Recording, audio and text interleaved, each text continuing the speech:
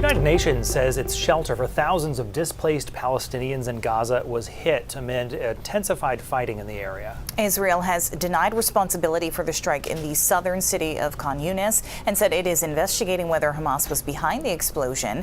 NBC's Matt Bradley reports from Tel Aviv.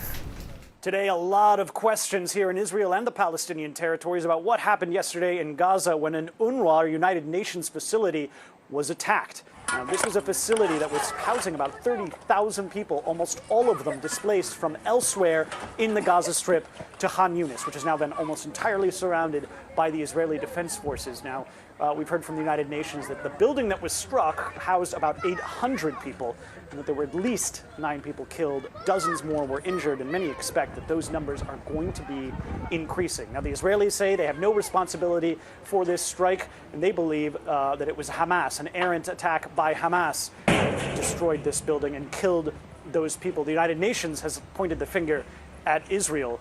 But all of this is part and parcel with another consequential event that is going to be heard tomorrow from the International Court of Justice. They're going to be deciding whether or not there's suspicion that Israel is committing genocide in the Gaza Strip. The actual definitive decision on whether or not Israel is committing genocide, that could be years down the line. This is going to be based on some 8 different injunctions filed by South Africa, and the court could urge or demand that Israel halt its incursions into the Gaza Strip. Another one of these injunctions would require Israel to allow in humanitarian aid.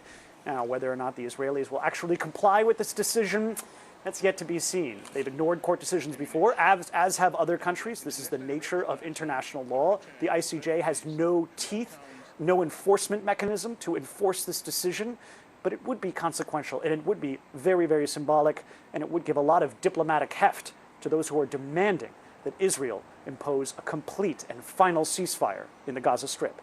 Matt Bradley, NBC News, Tel Aviv.